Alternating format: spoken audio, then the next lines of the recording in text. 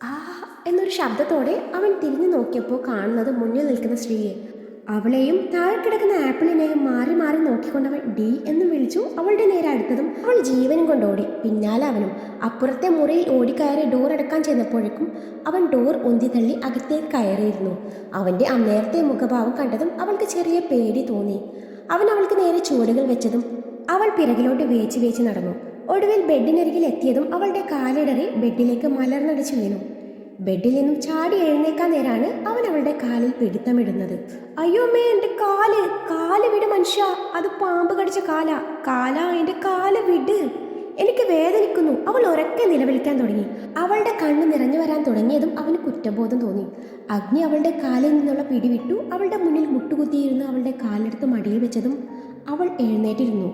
Sorry Shri, ഞാൻ അറിയാതെ sorry. നല്ല വേദനയുണ്ടോ? കാണും. ഇന്ന് രാവിലെ താനിതിൽ മരുന്ന് വെച്ചില്ല അല്ലേ?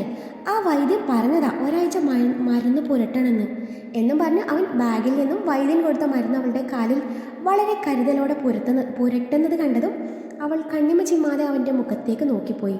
ഇയാൾ ഇതെന്താ, അന്യനാണോ? കോളേജിൽ നിന്നൊരു സ്വഭാവം, ഇവിടെ നിന്ന് മറ്റൊരു സ്വഭാവം.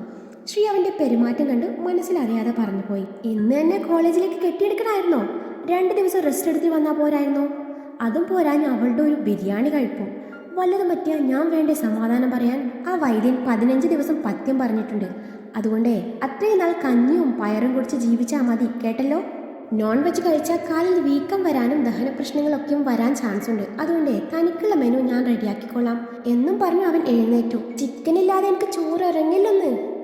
ഇറങ്ങുമോ ഇല്ലയോ എന്ന് ഞാനൊന്ന് നോക്കട്ടെ. കുറച്ചു നേരം റെസ്റ്റ് എടുത്തിട്ട് അങ്ങ് അടുക്കളയിലേക്ക് വന്നേക്കണം. എന്തിനാ? ഫുഡ് കഴിക്കാനാ? പിന്നെ ഞാൻ ഫുഡ് ഉണ്ടാക്കി തന്നെ നീ കഴിച്ചു തന്നെ. ഇവിടെ അങ്ങനെ പണിയെടുക്കാതെ ജീവിക്കാനൊന്നും പറ്റില്ല. ഇവിടുത്തെ ജോലികൾ നമ്മൾ ഷെയർ ചെയ്ത് ചെയ്യണം. തിങ്കൾ ചൊവ്വ ബുധൻ കുക്കിംഗ് ഞാൻ ചെയ്തോളാം, ക്ലീനിങ് താൻ ചെയ്യണം. വ്യാഴം വെള്ളി ശനി ക്ലീനിങ് ഞാൻ, കുക്കിംഗ് താൻ. അപ്പോൾ സൺഡേ ഹോളിഡേയാ? ശ്രീയാണ് ചോദിച്ചത്. അത് കോളേജിൽ, ഇവിടെ അങ്ങനെ ഹോളിഡേ ഒന്നുമില്ല. ഓൾവേസ് വർക്കിംഗ് ഡേ ആണ്. സൺഡേ ഇത് രണ്ടും നമ്മൾ ഒരുമിച്ച് ചെയ്യും. ചോറ് ഞാൻ ഉണ്ടാക്കും, കറി താൻ ഉണ്ടാക്കും. ഞാൻ തറ അടിച്ചു വാരുക, താൻ തറ തുടക്കണം. പിന്നെ ഫുഡ് ഉണ്ടാക്കിയവരെന്നെ അന്നേ ദിവസം കിച്ചൺ ക്ലീൻ ചെയ്യണം. അപ്പോൾ വാഷിംഗ്? സ്ത്രീക്ക് വീണ്ടും സംശയം. അതിനെവിടെ വാഷിംഗ് മെഷീൻ ഉണ്ട്. അവരവരുടെ തുണി അവരവരെന്നെ വാഷ് ചെയ്താൽ മതി. അഗ്നി പറയുന്നത് കേട്ടതും അവൾ തലയാട്ടി. പിന്നെ ടോയ്ലറ്റ് തൻ്റെ മുറിയിലെ താൻ ക്ലീൻ ചെയ്യണം, എൻ്റെ മുറിയിലെ ഞാൻ ചെയ്യും. അല്ല, ഇതൊക്കെ ഷെയർ ചെയ്യുന്ന നമുക്കേ ആ ബെഡ്റൂം കൂടി ഷെയർ ചെയ്താൽ ഒരു ടോയ്ലറ്റ് മാത്രം ക്ലീൻ ചെയ്താൽ മതിയാവുമല്ലോ. 3 ദിവസം ഞാനും 3 ദിവസം ഇയാളും. അപ്പോൾ സൺഡേ? അഗ്നി തിരിച്ചു ചോദിച്ചു. ഇയാൾക്ക് അത്ര ആഗ്രഹമാണേലേ സൺഡേ ഇയാൾ എന്നെ ചെയ്തോളൂ. അയ്യടാ, അതിന് വെച്ച വെള്ളം അങ്ങ് വാങ്ങി വെച്ചേക്ക്, അഗ്നി തിരിച്ചു പറഞ്ഞു. എന്നാൽ സൺഡേ നമുക്ക് ടോസ് ഇടാം, എന്തേ?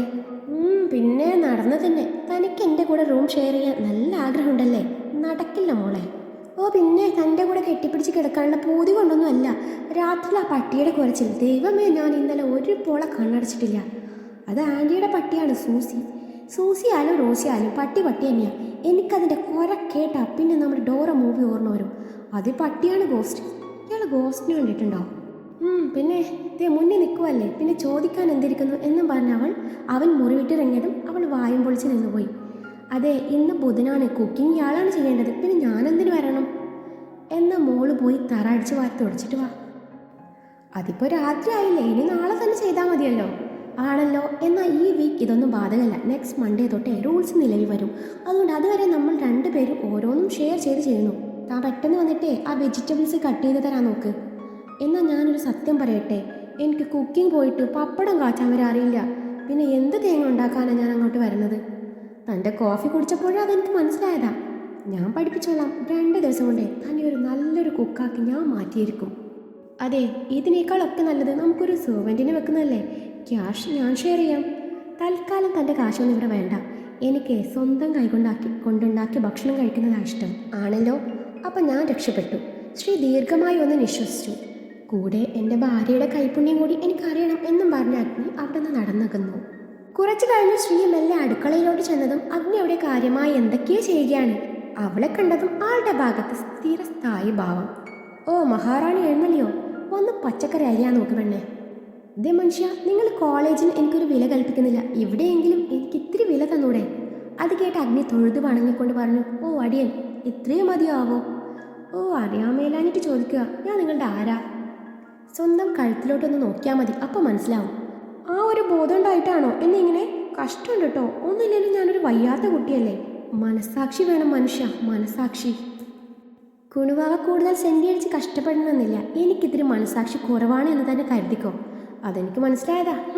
എവിടെയാ വെജിറ്റബിൾസ് എന്ന് പറഞ്ഞ് കൗണ്ടർ ടോപ്പിന് മുകളിൽ കയറിയിരുന്നതും അവൻ വെജിറ്റബിൾസ് എടുത്ത് അവളുടെ മുന്നിൽ വെച്ചു.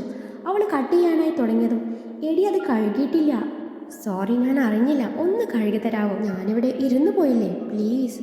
അത് കേട്ടതും അവൻ അവളെ ദഹിപ്പിച്ച് നോക്കി പച്ചക്കറി കഴുകിയ ശേഷം അവളുടെ അരികെ വെച്ച് കൊടുത്തുകൊണ്ട് പറഞ്ഞു, ഇനി മേല മുടി കെട്ടാതെ എങ്ങാനും കിച്ചണിൽ കയറിയാൽ. അതും പറഞ്ഞ് തിരിയാൻ നേരം അവൾ ബാക്കിൽ നിന്ന് പിറുപിറുത്തു, ഒരു വൃത്തിക്കാരൻ വന്നിരിക്കുന്നു എന്നും പറഞ്ഞവൾ പച്ചക്കറിയുമായി യുദ്ധം തുടങ്ങി. ആ സമയം അഗ്നി ചപ്പാത്തിക്കുള്ള മാവ് കുഴക്കാനായി വെള്ളവും ആട്ടപ്പൊടിയും ഉപ്പും എടുത്ത് വെക്കുകയാണ്. കുറച്ചു നേരം കഴിഞ്ഞ് തിരിഞ്ഞു നോക്കി അഗ്നി കാണുന്നത് ഞങ്ങൾ സന്തുഷ്ടരാണെന്ന സിനിമയിലെ അഭിരാമിയെ പോലും വെല്ലുന്ന രീതിയിൽ പച്ചക്കറികൾ അരിഞ്ഞു വെച്ചു കഴിവ് തെളിയിച്ചിരിക്കുന്ന സ്ത്രീയെയാണ്. അത് കണ്ടതും അവന് മനസ്സിലായി, ഇവൾക്ക് പാചകത്തിൻ്റെ ബാലപാഠം പോലും അറിയില്ല എന്ന്. പിന്നെ പച്ചക്കറികൾ അവളുടെ കയ്യിൽ നിന്ന് വാങ്ങി അവൻ കട്ട് ചെയ്തോളാം എന്ന് പറഞ്ഞ ശേഷം അവളോട് ചപ്പാത്തിക്ക് കുഴക്കാൻ പറഞ്ഞതും അവൾ ശരിയെന്നും പറഞ്ഞു ഒരു ബൗളിലേക്ക് പൊടിയിട്ടതും അവൾക്ക് അന്നേരം അവളുടെ മുടി ഡിസ്റ്റർബൻസ് ആയി തോന്നി. ഹേ, ഈ മുടി ഒന്ന് കെട്ടിത്തരുമോ? നിന്റെ മറ്റവനോട് പോയി പറ എന്നാണ് അവന് ആദ്യം പറയാൻ തോന്നിയത്. ഇനിയിപ്പോൾ അങ്ങനെ പറഞ്ഞാൽ ആ കൈ കൊണ്ട് എൻ്റെ മുടി കെട്ടി അതിൽ തന്നെ മാവ് കുഴച്ചെന്ന് വരാം. അയ്യേ എന്ന് മനസ്സിൽ പറഞ്ഞു അവളോട് ഇരുന്നിടത്ത് നിന്ന് എഴുന്നേക്കാൻ പറഞ്ഞു. അവളുടെ പിറകിൽ ചെന്ന് നിന്ന് അവളുടെ മുടിയിഴകൾ ഒതുക്കി വെച്ചു.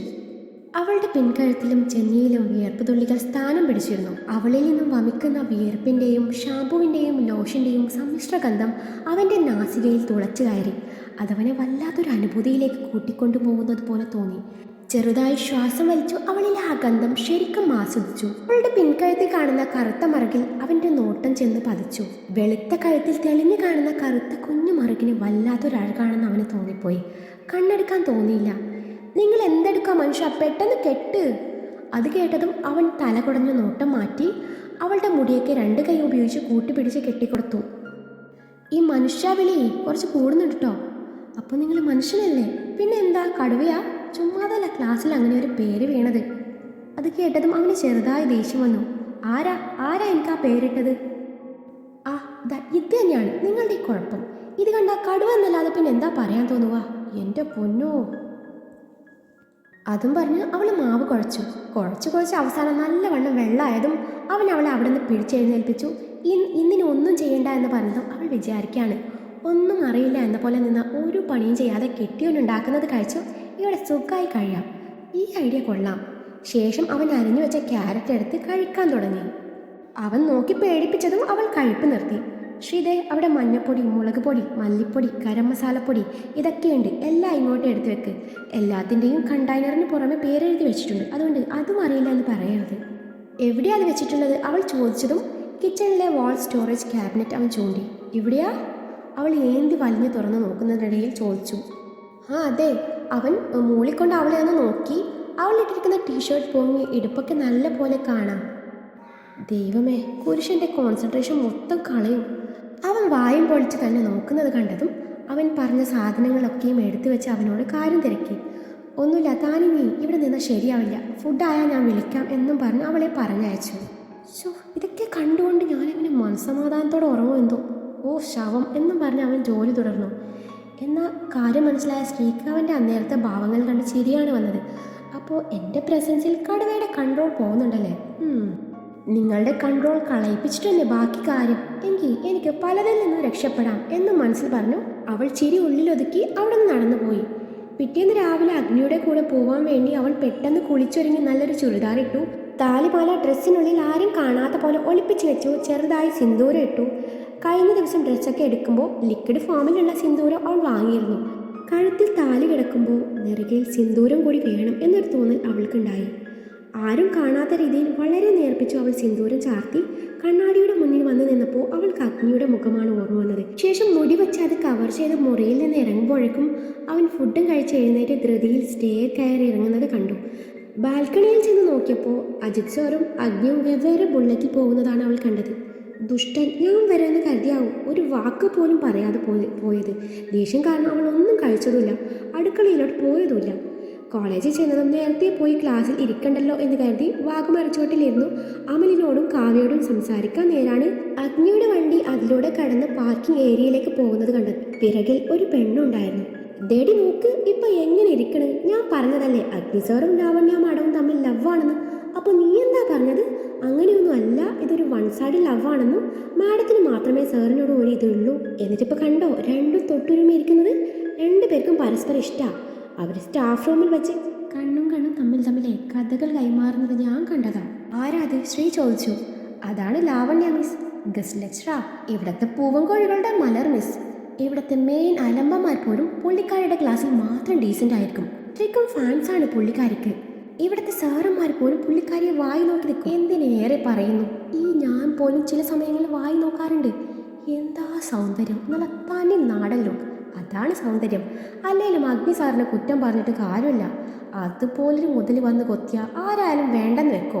അമൽ പറയുന്നത് കേട്ടതും ശ്രീയുടെ സമാധാനം മുഴുവനും പോയി കിട്ടി. ബെല്ലടിച്ചതും 3 പേരും ക്ലാസ്സിൽ ചെന്നു. ഫസ്റ്റ് അവർ അവളുടെ മനസ്സ് അസ്വസ്ഥമായിരുന്നു. അവൾക്ക് ക്ലാസ്സിൽ ശ്രദ്ധിക്കാൻ പറ്റിയില്ല. മനസ്സ് നിറയെ അഗ്നിയോടുള്ള ദേഷ്യവും പരിഭവവും സങ്കടവും കാരണം നെക്സ്റ്റ് അവർ അവൾ ക്ലാസ് കട്ട് ചെയ്ത് വാഗച്ചോട്ടിൽ ഇരിക്കുകയായിരുന്നു. അവളുടെ മനസ്സ് ഇത്രമാത്രം സങ്കടപ്പെടുന്നത് എന്തിനാണെന്ന് അവൾക്ക് തന്നെ അറിയുന്നുണ്ടായിരുന്നില്ല. അങ്ങനെ ഒന്നും ഉണ്ടാവില്ല, ഒന്നുമില്ലേലും ആളുടെ കെട്ടിയോളല്ലേ ഞാൻ. ഈ താലി ചാർത്തി തരുമ്പോൾ 2 പേരും വാക്ക് കൊടുത്തതല്ലേ മരിക്കും വരെ ഒരുമിച്ച് ജീവിച്ചോളാന്ന്. ഇതൊക്കെ വെറും കോസിപ്പായിരിക്കും. എനിക്കറിയാം എന്നോട് ചെറിയ ഇഷ്ടമൊക്കെ ഉണ്ടെന്ന്. രാവിലെ എന്നെ ബൈക്ക് കയറ്റാതെ പോയിട്ട് വല്ലോരം കയറ്റിയാൽ എനിക്ക് സഹിക്കോ? ഇല്ല. ഓഹ്, ഒരു ലാവണ്യ. അവളിരുന്ന് ചിന്തിക്കുവാണ്. നേരാണ് കേട്ടോ, അവളോട് കുറച്ച് സീനിയർ പയ്യന്മാർ വന്ന് സംസാരിക്കുന്നത്. കുറച്ച് അലമ്പൻ പിള്ളേരായിരുന്നത്, പക്ഷെ അവളോട് നല്ല രീതിയിലാണ് അവർ സംസാരിച്ചത്. പ്രിൻസിയുടെ മുറിയിൽ നിന്ന് ഇറങ്ങി വരുന്ന അഗ്നി കാണുന്നത് ക്ലാസ്സും കട്ട് ചെയ്ത് ചിലവന്മാരോട് കത്തിയെടുക്കുന്ന സ്ത്രീയെയും. അത് കണ്ടതും അവന് ദേഷ്യം വന്നു. അരികിൽ കൂടി അവളെ തുറച്ചു നോക്കി പോകുന്ന അഗ്നിയെ കണ്ടതും ശ്രീ പുച്ഛം വാരി വിതറി. ഒന്നും കഴിക്കാത്തതുകൊണ്ട് അവൾ ക്യാൻറ്റീനിൽ ചെന്ന് വല്ലതും കഴിക്കാമെന്ന് കരുതി. കൂടെ അവമാനം ക്ഷണിച്ചു. അങ്ങനെ ക്യാൻറ്റീനിൽ ചെന്ന് അവന്മാരുടെ കൂടെ ഇരുന്ന് കഴിക്കുന്നതിനിടയിലാണ് അഗ്നിയുടെ തലവട്ടം അവൾ കാണുന്നത്. അവരുടെ തൊട്ടരികിലായി മറ്റൊരു ടേബിളിൽ ഇരുന്ന് അവൻ ചായ കുടിക്കാൻ തുടങ്ങി. അവൻ ചായ കുടിക്കുന്നുണ്ടെങ്കിലും ശ്രദ്ധ മുഴുവൻ അവളിലാണ്. കാരണം അവന്മാരുടെ സ്വഭാവം അഗ്നിക്ക് നന്നായിട്ട് അറിയാം. അവന്മാർ അവളോട് അടുത്തിടപഴകുന്നത് കണ്ടതും അവൻ്റെ മുഖം വലിഞ്ഞു മുറുകി. ഒരുത്തൻ സംസാരത്തിനിടയിൽ അവളുടെ തോളിൽ കൈയിട്ടതും ശ്രീ അവൻ്റെ കൈയെടുത്ത് മാറ്റി അവരോട് ബായ് പറഞ്ഞ് എഴുന്നേറ്റ് നടക്കാനൊരുങ്ങി. അന്നേരം അവൻ്റെ മുഖം വലിഞ്ഞു മുറുകിയിരുന്നു. അത് മനസ്സിലാക്കിയ ശ്രീ ഇനി ഇവിടെ നിന്നാൽ ശരിയാവില്ല എന്ന് കരുതി അവിടെ നിന്ന് നടന്നകന്നു. അപ്പോഴേക്കും ആ ഹവർ കഴിഞ്ഞിരുന്നു. ഇനിയും ക്ലാസ്സിലിരുന്നില്ലേ ശരിയാവില്ല എന്ന് കരുതിയ ശ്രീ ക്ലാസ്സിലേക്ക് ചെന്നു. ബെല്ലടിച്ചതും ബുക്കും കയ്യിൽ പിടിച്ച് ഗൗരവത്തിൽ ക്ലാസ്സിലേക്ക് വരുന്ന അഗ്നിയാണ് കാണുന്നത്. എല്ലാവരും എഴുന്നേറ്റ് വിഷ് ചെയ്തു. ശ്രീക്ക് നേരെ ദഹിപ്പിച്ചൊരു നോട്ടം പായിച്ചതും അവൾക്ക് എന്തോ ഒരു അപായ സൂചന മണത്തു. എല്ലാവരോടും ബുക്ക് ക്ലോസ് ചെയ്യാൻ പറഞ്ഞു. ശേഷം ശ്രീക്ക് നേരെ തിരിഞ്ഞു. അഗ്നി അവളെ ഒന്ന് നോക്കിയ ശേഷം കഴിഞ്ഞ ദിവസം എടുത്ത ചാപ്റ്ററിലെ ക്വസ്റ്റ്യൻ അവളോട് ചോദിച്ചതും അവൾ മനസ്സിൽ വിചാരിക്കാൻ തുടങ്ങി. ദൈവമേ, ഇന്നലെ കൊണ്ടുവച്ച ബാഗാണ്, ഇന്ന് രാവിലെ വരാൻ നേരം തൊട്ടതാ. ഉത്തരം അറിയില്ലല്ലോ, ഇനി എന്തോ പറയും. ഇയാളെൻ്റെ സാറാണെന്ന് അറിഞ്ഞിരുന്നേ ഞാൻ ഒരിക്കലും ഇയാളുടെ താലി സ്വീകരിക്കില്ലായിരുന്നു. ഓ പുല്ല്, ആ പാമ്പ് കടിച്ചപ്പോൾ ചത്താൽ മതിയായിരുന്നു. ഇനി പറഞ്ഞിട്ട് കാര്യമില്ല. ഓരോന്ന് ആലോചിച്ച് കൂട്ടുന്ന സ്ത്രീയെ കണ്ടു. അവൻ കയ്യിലിരിക്കുന്ന ബുക്ക് കൊണ്ട് ഡെസ്കിൽ ശക്തിയായി അടിച്ചതും അവൾ ശരിക്കും ഞെട്ടി. ആരെ സ്വപ്നം കണ്ടിരിക്കുക? നോൺസെൻസ്. അതെന്ന് ചോദ്യം എൻ്റെ മനുഷ്യ, നിങ്ങളെ അല്ലാതെ ഞാൻ പിന്നെ ആരെ സ്വപ്നം കാണാനാ? അവൾ പതുക്കെ പറഞ്ഞതാണെങ്കിലും അവൻ വ്യക്തമായി കേട്ടു. അവൻ കണ്ണുരുട്ടിയതും വീണ്ടും നിഷ്കുവായി. ശേഷം അവൻ്റെ മുഖത്തേക്ക് നോട്ടം പായിച്ചുകൊണ്ട് പറഞ്ഞു, എനിക്കറിയില്ല സർ. ഇന്നലെ ഞാൻ വരുമ്പോഴേക്കും സർ ക്ലാസ് സ്റ്റാർട്ട് ചെയ്തിരുന്നു. അതുകൊണ്ട് ആ ഭാഗം എനിക്കറിയില്ല എന്ന് നിഷ്കുവായി പറഞ്ഞു. ഓക്കെ, എനിക്ക് ഫസ്റ്റ് ചാപ്റ്ററിൽ നിന്ന് ചോദിക്കാമെന്നും പറഞ്ഞു. ഫസ്റ്റ് ചാപ്റ്ററിലെ ചോദ്യം ചോദിച്ചപ്പോഴാണ് ഇങ്ങനൊരു പാഠമൊക്കെയും തനിക്ക് പഠിക്കാനുണ്ടെന്നത് പോലും അവൾ അറിയുന്നത്. അറിയില്ല സർ, വീണ്ടും നിഷ്കുവായി പറഞ്ഞു. ഇങ്ങനെ ക്ലാസ്സും കട്ട് ചെയ്ത് നടന്ന നല്ലവണ്ണം അറിയും. പഠിക്കാതെ ഓരോ എണ്ണം പോലും എൻ്റെ ക്ലാസ്സിൽ ഇരിക്കാമെന്ന് കരുതണ്ട. നാളെ വരുമ്പോൾ 500 ടൈംസ് എഴുതിയിട്ട് എന്നെ കാണിച്ചിട്ട് ക്ലാസ്സിൽ കയറിയാൽ മതി. സോറി സർ, എനിക്ക് പറ്റില്ല. പറ്റില്ലെന്നോ? ഇമ്പോസിഷൻ തരാൻ ഞങ്ങൾ എന്താ കൊച്ചുകുട്ടികളാണോ? വേണമെങ്കിൽ നാളെ വരുമ്പോഴേക്കും പഠിച്ചു വരാം. താനെന്താ എന്നെ പഠിപ്പിക്കുക? എൻ്റെ ക്ലാസ്സിൽ ഇരിക്കണമെങ്കിൽ ഇമ്പോസിഷൻ എഴുതിയേ പറ്റൂ. എനിക്ക് ഇരിക്കണ്ടെങ്കിലോ? വാട്ട്? ഓ, ഒരു വോട്ട് ചോദിക്കാൻ ഇത്രയും ആറ്റിറ്റ്യൂഡോ എന്ന് ആത്മകഥം പറഞ്ഞുകൊണ്ട് തുടർന്നു. എനിക്ക് സാറിൻ്റെ ക്ലാസ്സിൽ ഇരിക്കണ്ടെങ്കിലോ? അല്ലെങ്കിലും സാറിൻ്റെ ക്ലാസ് മഹാപോറാണ്. ഇങ്ങനെ പുറത്ത് കടക്കുമെന്ന് കരുതിയിരിക്കുമ്പോഴാണ് ഇതുപോലൊരു ചാൻസ് ഒത്തുവരുന്നത് എന്നും പറഞ്ഞ് അവൾ ബുക്ക് എടുത്ത് അവർ നേരെ പുച്ഛം വാരി വിതറി പുറത്തിറങ്ങി. പിന്നെ അവൾക്ക് കോളേജിൽ നിൽക്കാൻ തോന്നിയില്ല. അവൾ അവിടെ നിന്ന് അപ്പം തന്നെ ഇറങ്ങുകയും ചെയ്തു. ഇനിയാണെങ്കിൽ എന്തൊക്കെയോ പഠിപ്പിച്ചെന്ന് വരുത്തി തലവേദനയാണെന്ന് പറഞ്ഞ് ആ ഹവർ തീരും മുൻപേ ബുക്കും എടുത്ത് അവിടെ നിന്ന് പോയി. ഒരു ഓട്ടോയിൽ കയറി ശ്രീ വീട്ടിലേക്ക് തിരിച്ചു. വീട്ടിലെത്തിയ ഉടൻ അവൻ്റെ മുറിയിൽ കയറി. അവിടെ ഉണ്ടായിരുന്ന സാധനങ്ങൾ മുഴുവനും വലിച്ചിടാനാണ് ആദ്യം തോന്നിയത്. പിന്നെ തനിക്ക് തന്നെ പാരയായാലോ എന്ന് കരുതി അവൾ വേണ്ടെന്ന് വെച്ച് അവിടെ ഉണ്ടായിരുന്ന അവൻ്റെ ഫോട്ടോ എടുത്ത് വായിൽ തോന്നുന്ന തെറിയൊക്കെയും പറഞ്ഞു കഴിഞ്ഞപ്പോഴാണ് അവൾക്ക് ഇത്തിരി ആശ്വാസം തോന്നിയത്. ഡയറക്റ്റായി ആ മുഖത്ത് നോക്കി പച്ചക്ക് പറയാൻ പറ്റിയിരുന്നതിൽ സുഖം കിട്ടിയേനെ എന്നും പറഞ്ഞു ഫോട്ടോ എടുത്തെടുത്ത് വെക്കാൻ നേരാണ് അവൾ അവൻ്റെ മുഖത്തേക്ക് സൂക്ഷിച്ചു നോക്കുന്നത്.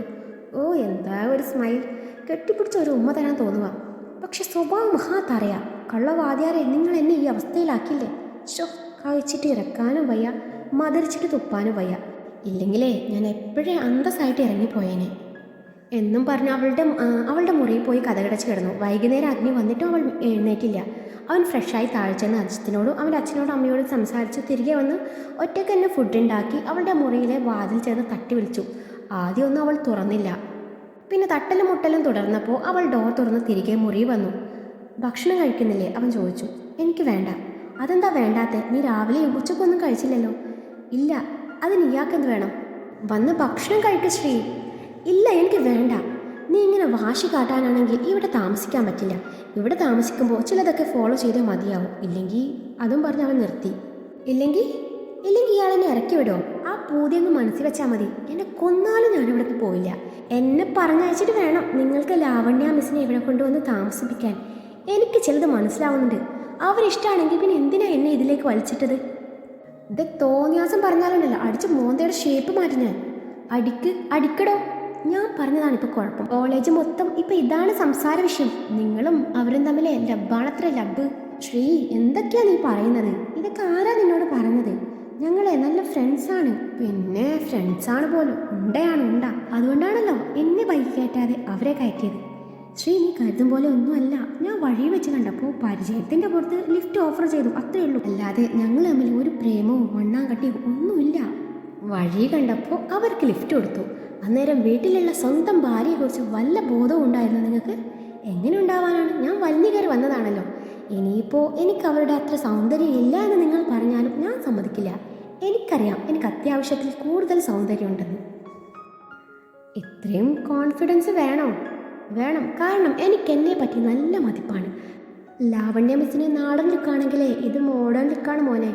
എന്നെപ്പോലൊരു പെണ്ണിനെ കിട്ടിയതേ നിങ്ങളുടെ ഭാഗ്യം എന്ന് വേണം പറയാൻ. പിന്നെ ഭാഗ്യമൊക്കെ ഞാൻ കാണുന്നുണ്ട്. അഗ്നി പിറുപിറുത്തു. ഇന്ന് നീ ക്ലാസ്സിൽ ഭയങ്കര ഓവറായിരുന്നു. നിങ്ങളും. ഞാൻ സാറാണ്, ഞാൻ സ്റ്റുഡൻ്റാണ്. എൻ്റെ ക്ലാസ്സിൽ അലമ്പ് കാട്ടിയാൽ എനിക്കങ്ങനെയൊക്കെ ബിഹേവ് ചെയ്യാൻ പറ്റുള്ളൂ. എനിക്കും. പ്ലീസ് ശ്രീ, ഈ വാശി മാറ്റി നല്ല കുട്ടിയായിരിക്കാമെന്ന് സമ്മതിച്ചാൽ ഞാൻ നിന്നെ കോളേജിന് മുൻപത്തെ സ്റ്റോപ്പ് വരെ എന്നും ബൈക്കിൽ കൊണ്ടുപോകാം. പറ്റില്ല, കോളേജിനുള്ളിൽ വരെ വേണം. ഞാൻ ഭാര്യയാണെന്ന് പറഞ്ഞാൽ ലേഡീസ് ഫാൻസ് കുറഞ്ഞു പോകും എന്ന് പേടിയാണോ? പക്ഷേ അതുകൊണ്ടൊന്നും അല്ല. പിന്നെ അതൊന്നും ശരിയാവില്ല. എന്നാൽ ശരി, എനിക്ക് ഫുഡും വേണ്ട എന്ന് പറഞ്ഞ് ഡ്രസ്സ് കൊടുത്ത് വാഷ്റൂമിലേക്ക് കയറാൻ നേരം അവളുടെ കയ്യിൽ കയറി പിടിച്ചുകൊണ്ട് ചോദിച്ചു, ഞാൻ എന്താ ഇപ്പോൾ വേണ്ടത്? എന്നെ ഒന്ന് കുളിപ്പിച്ചു തരാമോ? എന്താ പറ്റുമോ? അത് കേട്ടതും അവൾ വായും പൊളിച്ച് നിന്ന് പോയി. എന്തേ പറ്റില്ലേ? ഇല്ലെങ്കിൽ മിണ്ടാതെ അവിടെ ഇരിക്കാൻ നോക്ക്. ഞാൻ പെട്ടെന്ന് കുളിച്ചിട്ട് വരാം. എനിക്ക് നിങ്ങളുടെ മുഖത്ത് നോക്കി കുറച്ച് സംസാരിക്കാനുണ്ട്. പിന്നെ ഞാൻ ഇന്നു മുതൽ നിങ്ങളുടെ മുറിയിലാണ് കിടക്കുന്നത്. അതൊന്നും പറ്റില്ല, നീ ഇവിടെ കിടന്നാൽ മതി. എങ്കിൽ ഞാൻ ഇന്നു മുതൽ നിരാഹാരം കിടക്കാൻ പോവുകയാണ്. എനിക്കെന്തെങ്കിലും പറ്റിയാൽ നിങ്ങളായിരിക്കും എൻ്റെ അച്ഛനോട് സമാധാനം പറയേണ്ടത് എന്നും പറഞ്ഞ് അവൾ വാഷ്റൂമിലേക്ക് കയറിപ്പോയതും അഗ്നി താടിക്കും കൈയും കൊടുത്ത് അവിടെ ഇരുന്നു പോയി.